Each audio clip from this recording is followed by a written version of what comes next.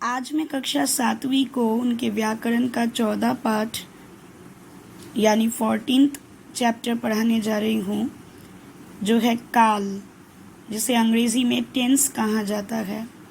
ये क्रिया का ही एक अंग है बच्चों।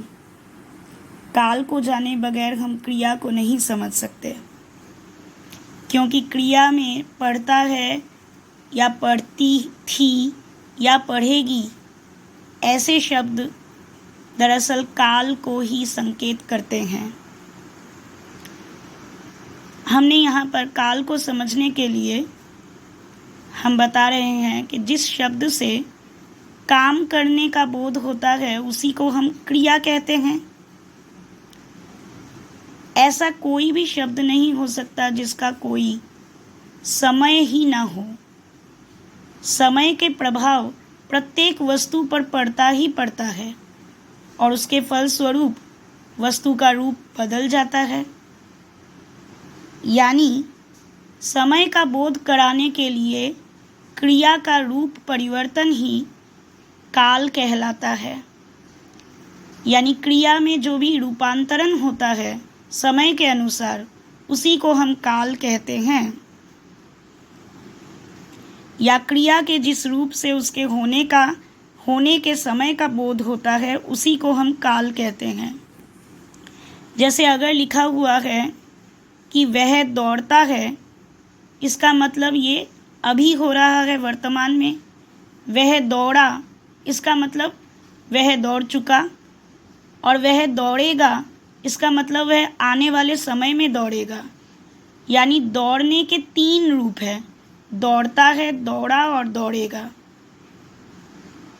ये दरअसल काल के कारण ही हुआ है। अगर काल को हम छोटे छोटे अंशों में बांटेंगे तो क्रिया को भी बांटना पड़ेगा। दौड़ता था, दौड़ा था, दौड़ता होगा, दौड़ा है। इन क्रियाओं का रूप देखकर हम कहते हैं कि वह बच्चा है या जवान है या बूढ़ा है। काल यानी समय, जो हमें बताता है किसी इंसान या किसी प्राणी या किसी वस्तु के उस समय को, जिस समय में वो विद्यमान है। यानी क्रिया के होने या करने के समय को हम काल कहते हैं।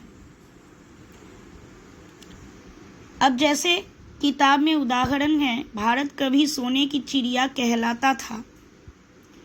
तो कहलाता था से हमें पता चल रहा है कि वो अब नहीं कहलाता, पहले कहलाता था। यानी ये पुराने दिनों की अतीत के बारे में, बीते हुए कल के बारे में कहा जा रहा है। भारत अब तेज़ी से विकास कर रहा है से हमें समझ में आ रहा है कि वो इस समय काम हो रहा है। और वह दिन दूर नहीं जब भारत विश्व की महान शक्ति बनेगा। अब ये बनेगा क्रिया से पता चल रहा है कि ये वे आने वाले आगे के समय की बात की जा रही है, कि वो समय आने वाला है। यानी कुछ काल बीते हुए समय की बात करते हैं, जिन्हें हम भूतकाल कहते हैं। कुछ वर्तमान समय की या चल रहे समय की, जिसे हम वर्तमान काल कहते हैं।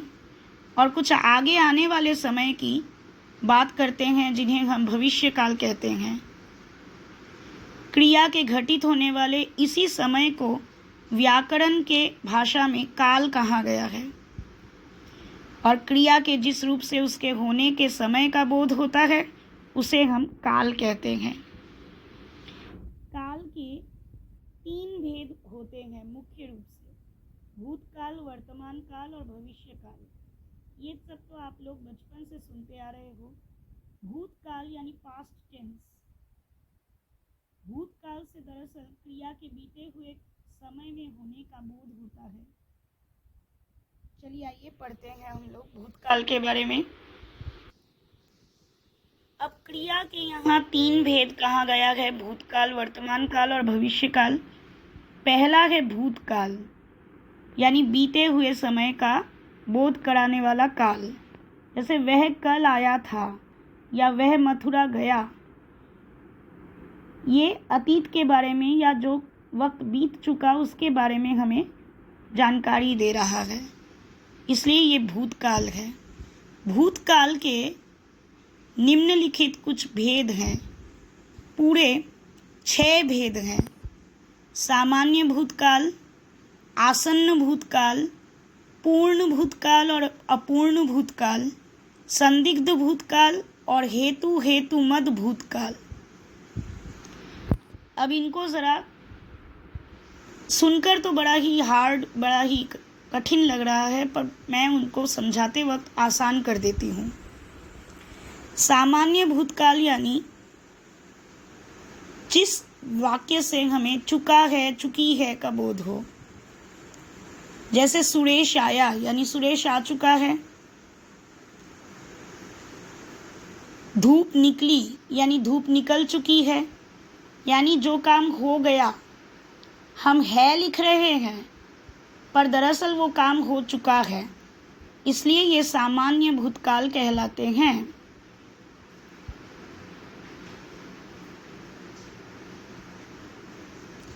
आसन्न भूतकाल यानी जो बहुत ही निकट या पास में आ चुका है, ऐसा भूतकाल। क्रिया के जिस रूप से ये पता चले कि कार्य निकट भूतकाल में बस कुछ समय ही पहले संपन्न हुआ है, उसे हम आसन्न भूतकाल कहते हैं। जैसे सुरेश आया है यानी कुछ ही समय पहले सुरेश आया। धूप निकली है यानी बस कुछ ही समय पहले धूप निकली।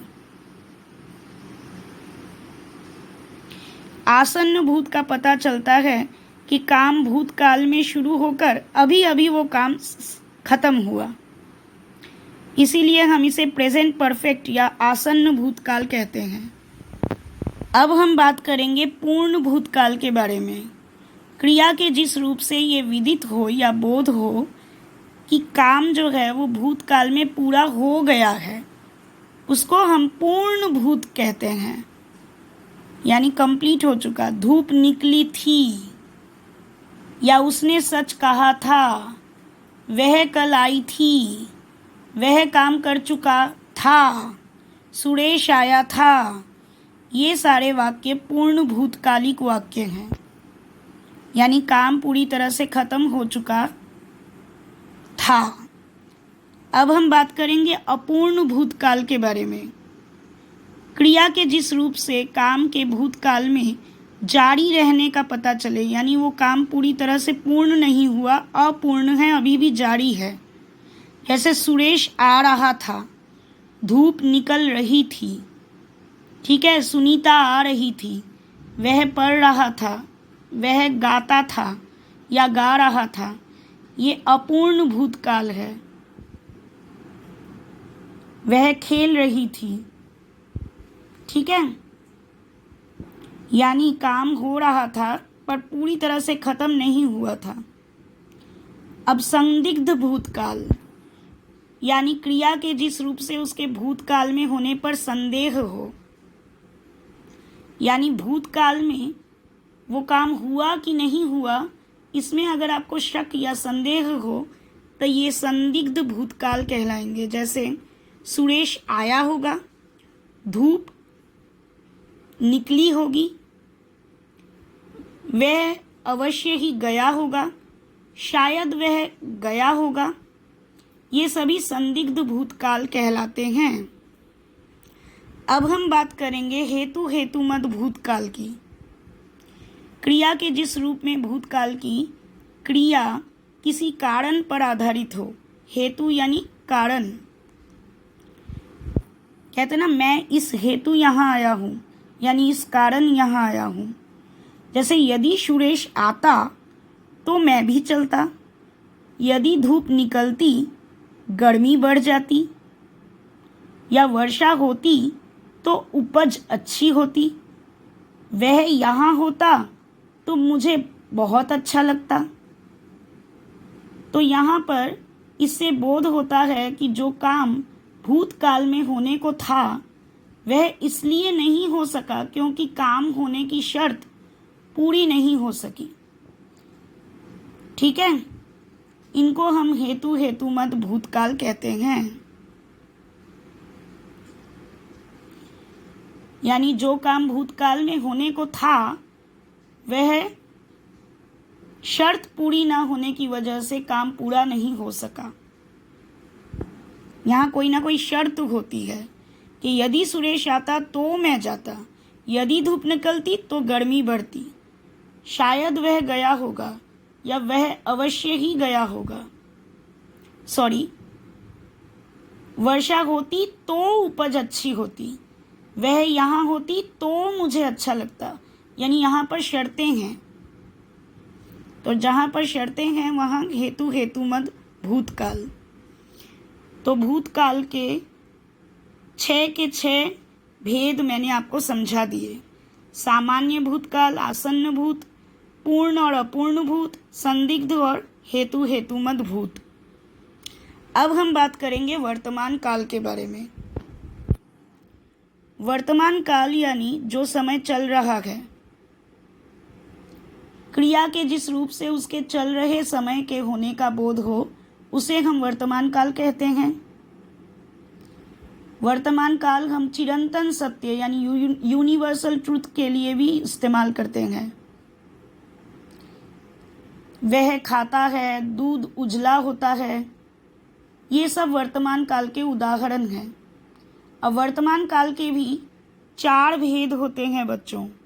सामान्य वर्तमान काल, संदिग्ध वर्तमान काल, अपूर्ण वर्तमान काल,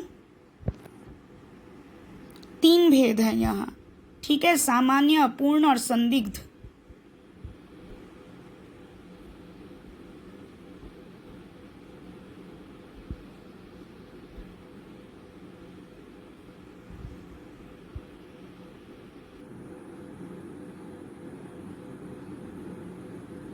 उसे हम सामान्य वर्तमान काल कहते हैं। चलिए मैं आपको समझाने के लिए ज़रा फिर से बताती हूँ। वर्तमान काल के इस किताब के अनुसार 3 भेद हैं। सामान्य वर्तमान काल, संदिग्ध वर्तमान काल और अपूर्ण वर्तमान काल।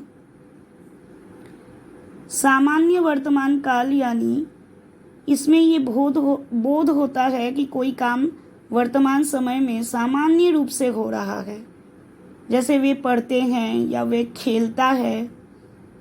ठीक है, यहाँ ते है, ता है, ती है, ऐसे प्रत्ययों का इस्तेमाल होता है।